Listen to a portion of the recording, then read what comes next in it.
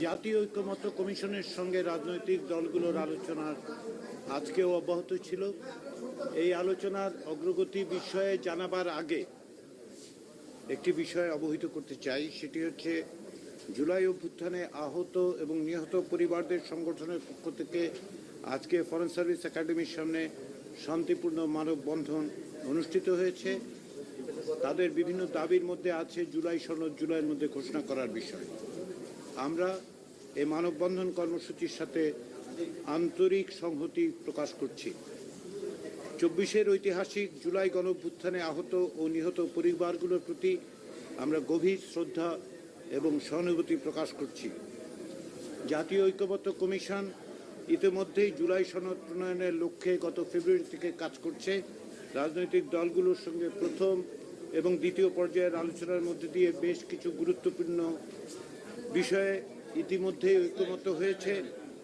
আমরা আশা করছি যে বাকি দিনগুলোর সংলাপে আরও কয়েকটি মৌলিক বিষয়ে ঐক্যমত্য প্রতিষ্ঠিত হবে এবং জুলাই মাসের মধ্যেই একটি জাতীয় সনদ প্রণয়ন করা সম্ভব হবে। আজকে আলোচনায় প্রধানত আমরা তত্ত্বাবধায়ক সরকার ব্যবস্থার বিভিন্ন দিক নিয়ে আলোচনা করেছি।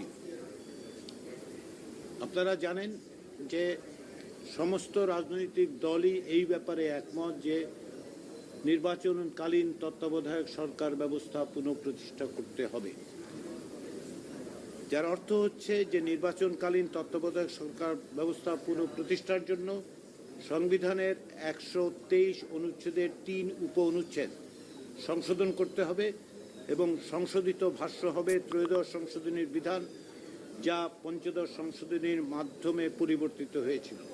যার অর্থ হচ্ছে যে সংসদ বহাল থাকা অবস্থায় নির্বাচন করার যে ব্যবস্থাটি ছিল সেটা বাতিল করে ত্রয়োদশ সংশোধনীর মাধ্যমে যে ব্যবস্থা প্রতিষ্ঠিত হয়েছিল আমরা সেখানে ফিরে যাওয়ার ব্যাপারে একমত হয়েছি। যে ওই জায়গায় যদি নির্বাচনকালীন তত্ত্বাবধায়ক সরকার প্রতিষ্ঠা করতে হয়, যে বিষয়ে আমাদের সকলের একমত আছে, সেই জায়গায় যেতে হলে আমরা ১২৩-এর ৩ অনুচ্ছেদ সংশোধন করতে হবে। ত্রয়োদশ সংশোধনের মধ্যে দিয়ে যে ব্যবস্থা তৈরি করা হয়েছিল সেখানে ফিরে যেতে হবে। আজকে নির্বাচনকালীন তত্ত্বাবধায়ক সরকার নিয়ে দীর্ঘ আলোচনা হয়েছে। দিনের অধিকাংশ সময় নির্বাচনকালীন তত্ত্বাবধায়ক সরকার গঠন প্রক্রিয়ার বিষয়টি, বিশেষত তত্ত্বাবধায়ক সরকারের প্রধান অর্থাৎ প্রধান উপদেষ্টা নিয়োগের বিষয়টাই আলোচিত হয়েছে। বিভিন্ন রকম প্রস্তাব ছিল। আমরা সর্বশেষ রাজনৈতিক দলগুলোর কাছ থেকে প্রস্তাব চেয়েছিলাম, সেই অনুযায়ী 4টি রাজনৈতিক দলের কাছ থেকে আমরা প্রস্তাব পেয়েছিলাম। সেগুলো হচ্ছে বিপ্লবী ওয়ার্কার্স পার্টি, বাংলাদেশ জাতীয়তাবাদী দল, ন্যাশনাল সিটিজেন্স পার্টি এবং জামায়াত ইসলামীর পক্ষ থেকে। কমিশন ওই প্রস্তাবগুলির ভিত্তিতে আজ সকালে একটি সংশোধিত প্রস্তাব হাজির করে।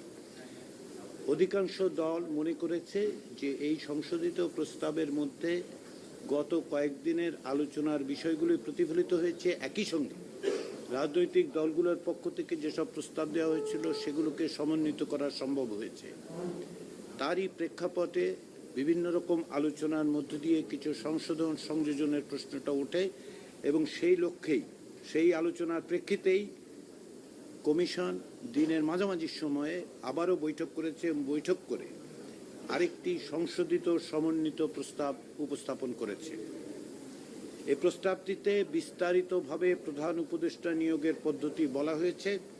এই প্রস্তাবের অধিকাংশ বিষয়ে দলগুলো একমত হয়েছে। এই প্রস্তাবের একটি লিখিত ভাষ্য তৈরি করা হয়েছে এবং বিষয়টির গুরুত্ব বিবেচনা করে ওই লিখিত প্রস্তাব রাজনৈতিক দলের প্রতিনিধিদের কাছে দেয়া হয়েছে। তারা ওই খসড়া প্রস্তাবটি নিয়ে দলগতভাবে আলোচনা করে আগামীকাল আমাদেরকে মতামত জানাবেন। তারই পরিপ্রেক্ষিতে আমরা আশা করছি পরশুদিন আমরা এ বিষয়ে আমাদের কমিশনের অবস্থান বা একমত হওয়ার জায়গাটা বলতে পারব। অর্থাৎ একটি লিখিত ভাষ্য তৈরি হয়েছে, অধিকাংশ বিষয়ে একমত প্রতিষ্ঠিত হয়েছে। এখন লিখিত ভাষ্যের কিছু খুঁটিনাটি দিক নিয়ে দলগুলো নিজস্বভাবে আলোচনা করে সামান্য পরিবর্তনের প্রস্তাব যদি দেন আগামীকাল, আমরা অনুরোধ করেছি লিখিতভাবে দিতে, যাতে করে আমরা পরশুদিন এই বিষয়ে একটা জায়গায় আসতে পারি। আপনারা সকালের দিকে আমি কমিশনের পক্ষ থেকে আরেকটি বিষয় অবহিত করেছি আপনাদের, সেটা হচ্ছে উচ্চকক্ষের বিষয়। উচ্চকক্ষের বিষয়ে একাধিক দিন আলোচনা হয়েছে। উচ্চকক্ষের বিষয়ে যে প্রস্তাব, সে প্রস্তাবে উচ্চকক্ষ প্রতিষ্ঠা নিয়ে কোনো ভিন্ন মত নেই। কিভাবে হবে সে বিষয়ে যেহেতু দুটো মত আছে এবং রাজনৈতিক দলগুলোর এই মতামতের প্রেক্ষিতে রাজনৈতিক দলগুলো কমিশনের কাছে এই দায়িত্ব অর্পণ করেছে। কমিশন ইতিমধ্যে এটা নিয়ে আলোচনা করেছে, বৈঠক করেছে। আমরা আশা করেছিলাম আজকে অর্থাৎ রোববার দিন সকালবেলা আমরা এই বিষয়ে আপনাদেরকে জানাতে পারব। আমরা মনে করছি যে আমাদের আরেকটু সময় লাগবে। আমরা আগামী 2-1 দিনের মধ্যে আরও আলোচনা করে উচ্চকক্ষ বিষয়ে একটা সিদ্ধান্ত কমিশনের পক্ষ থেকে দিতে পারব, ফলে যাতে করে আমরা সকলকে সাথে নিয়ে একটা জায়গায় আসতে পারি, আমরা সেই চেষ্টা করছি। আমরা আশা করছি যে এই প্রক্রিয়া অব্যাহত থাকলে আমরা জুলাই মাসের শেষ নাগাদ একটি জাতীয় সনদ তৈরি করতে পারব। কমিশন এখনও এই বিষয়ে আস্থাশীল। কমিশন এখনও মনে করছে যে এই প্রক্রিয়া অব্যাহত রেখে রাজনৈতিক দলগুলোর সহযোগিতা অব্যাহত থাকলে, যে জন্য আমি বারবার রাজনৈতিক দলগুলোকে ধন্যবাদ জানিয়েছি কমিশনের পক্ষ থেকে, এবং আমরা মনে করি আমরা জুলাইয়ের শেষ নাগাদ 31শে জুলাইয়ের মধ্যে একটি জাতীয় সনদ স্বাক্ষর করতে পারব, সেই আস্থা এবং বিশ্বাস আমাদের আছে।